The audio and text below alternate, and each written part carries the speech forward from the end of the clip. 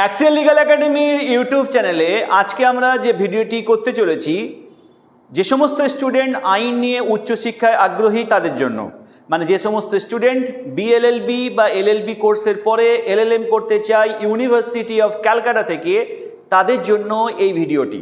কিন্তু এই ভিডিওর মধ্যে আমরা তাদেরকে জানিয়ে দেব যে ক্যালকাটা ইউনিভার্সিটিতে ঠিক যেমন এলএলএমের জন্য নোটিফিকেশনস রিলিজ হয়েছে, একই রকমভাবে বর্ধমান ইউনিভার্সিটিতেও কিন্তু at present form fill up চলছে এলএলএমের অ্যাডমিশনের জন্য।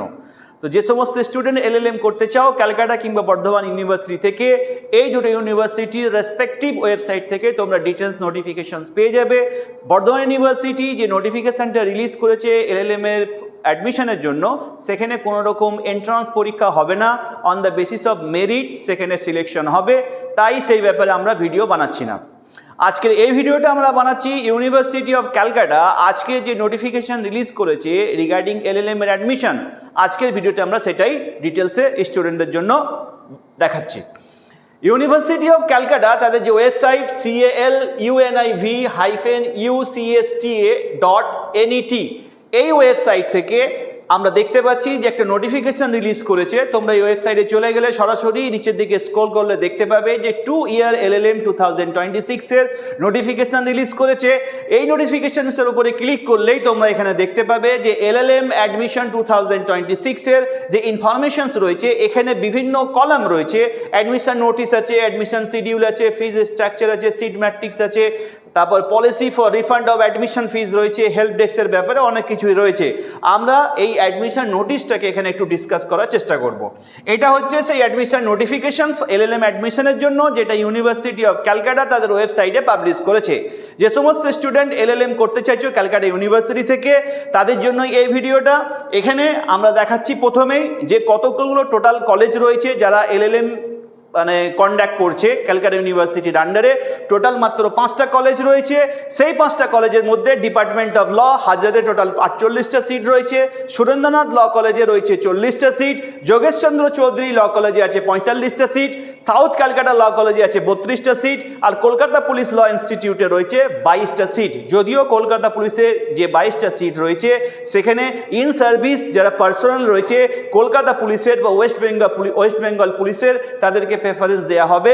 তা সত্ত্বেও এখানে যে কটা বললাম 5টা কলেজ, এই 5টা কলেজে এই কটা সিটে কিন্তু এলএলএম এর জন্য এন্ট্রান্স পরীক্ষা করবে ক্যালকাটা ইউনিভার্সিটি। সেই এন্ট্রান্স পরীক্ষার ক্ষেত্রে আরও কিছু ডিটেলস এখানে ক্যালকাটা ইউনিভার্সিটি জানিয়েছে। পার্ট 1 এবং পার্ট বি, পার্ট এ এবং পার্ট বি, এই দুটো ভাগে ভাগ করে দিয়েছে। পার্ট এতে কিন্তু বলে দিয়েছে টোটাল যে সিট আমি দেখালাম, সেই টোটাল সিটের 50% সিট পার্ট 1 যাদের জন্য সেটা অ্যাপ্লিকেবল হবে। ক্যালকাটা ইউনিভার্সিটির বিএ এলএলবি অনার্স ক্যান্ডিডেট যারা রয়েছে তাদের জন্য এই 50% সিট রিজার্ভ করা রয়েছে। মানে টোটাল সিটের 50% ক্যালকাটা ইউনিভার্সিটির বিএলএলবি অনার্স স্টুডেন্টদের জন্য রয়েছে। সেই অনার্স স্টুডেন্ট যারা এই এন্ট্রান্স পরীক্ষাটা দেবে, সেই এন্ট্রান্স পরীক্ষায় যে মার্কস পাবে সেখান থেকে 50% ওয়েজেস নেবে। আর তার সাথে সাথে যে মার্কসটা তারা বিএলএলবি 5 ইয়ার্স অনার্স কোর্সে পেয়েছে, সেখান থেকে 50% যে মার্কস ওয়েটেজ নিয়ে একটা টোটাল করে সেখান থেকে সিলেকশনটা করবে।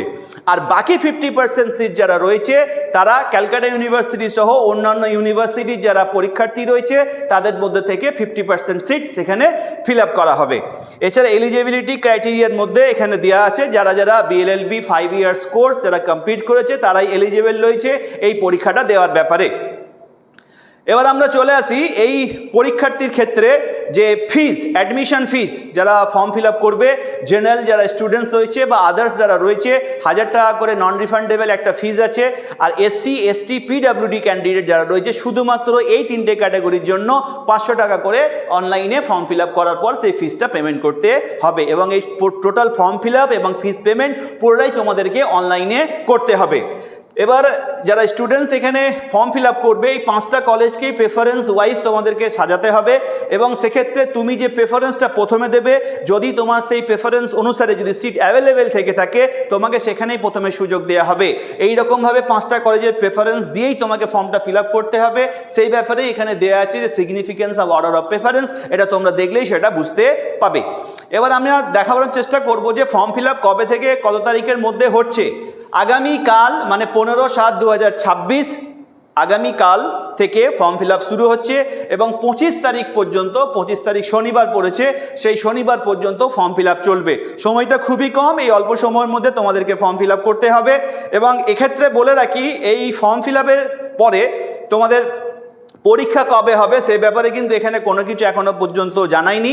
তবে পরীক্ষা খুব সম্ভবত অগাস্টের 3rd উইকে পরীক্ষা হওয়ার চান্সেস রয়েছে, সেটা তোমাদেরকে জানিয়ে রাখলাম। পরীক্ষা 100 নম্বরের হবে, 100টা কোশ্চেন্স থাকবে, 2 ঘন্টার পরীক্ষা হবে, কিন্তু এখানে নেগেটিভ মার্কিং থাকবে।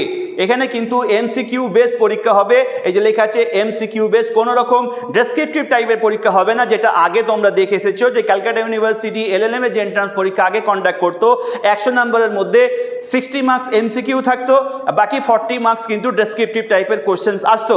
এবারে কিন্তু কোশ্চেন প্যাটার্ন কিন্তু সম্পূর্ণ আলাদা, নেগেটিভ মার্কিং অ্যাড হয়েছে এবং পুরো পরীক্ষাটা এমসিকিউ বা মাল্টিপল চয়েস কোশ্চেন্স থাকবে এবং কম্পিউটার বেসড টেস্ট হবে, সিবিটি মোডে পরীক্ষা হবে। এবং সেখানে নেগেটিভ মার্কিংয়ের কথা তোমাদের বললাম, প্রত্যেকটা কারেক্ট অ্যান্সারের জন্য তোমরা 1 নম্বর করে পাবে, আর প্রত্যেকটা ভুল অ্যান্সারের জন্য 0.25 মার্কস ডিডাক্ট হবে, মাইনাস হয়ে যাবে। মানে 4টে ভুল গেলে 1টা নাম্বার তোমাদের কেটে নেওয়া হবে। এবং যদি তুমি কোনো অ্যান্সার না দাও, মানে কোনো রকম অ্যান্সার অ্যাটেম্প না করো, তাহলে তুমি সেখানে 0 পাবে।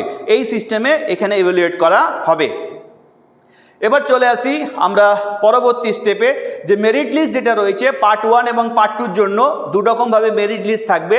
পার্ট 1 এবং পার্ট 2-তে আমি তোমাদেরকে আগেই বলে দিয়েছি যে কিভাবে সেটা 50% সিট যাদের জন্য আছে সেক্ষেত্রে, কিন্তু মনে রাখতে হবে যদি পার্ট 1-এর কোনো সিট যদি ভ্যাকেন্ট থেকে থাকে, সেই সিটটা কিন্তু পার্ট 2 থেকে বা পার্ট বি থেকে কিন্তু নিয়ে ফিল আপ করা হবে।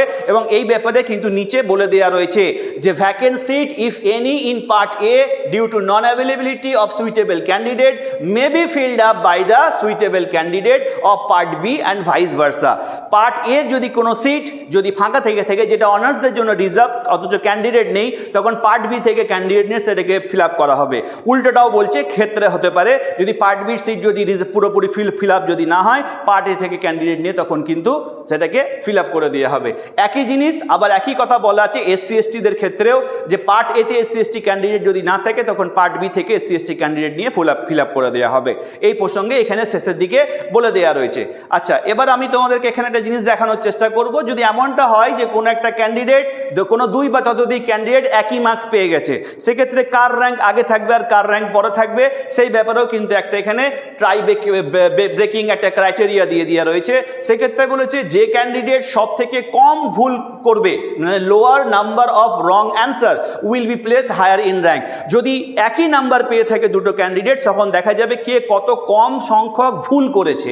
যে যত কম সংখ্যক ভুল করবে, একই নাম্বার প্রাপ্ত স্টুডেন্টদের মধ্যে তার র্যাঙ্কটা ওপরে থাকবে।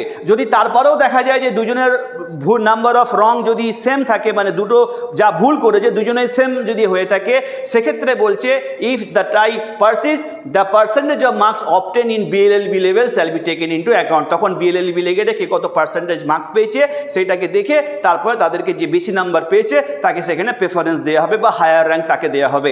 এইরকমভাবেই কিন্তু এখানে টাই ব্রেকিং যে ক্রাইটেরিয়া সেটা কিন্তু এখানে বলে দিয়েছে। তাহলে ফার্স্ট টাই ব্রেকিং ক্রাইটেরিয়া আর সেকেন্ড টাই ব্রেকিং ক্রাইটেরিয়া, এই দুটো এইভাবেই কিন্তু এখানে ডিসকাস করা রয়েছে।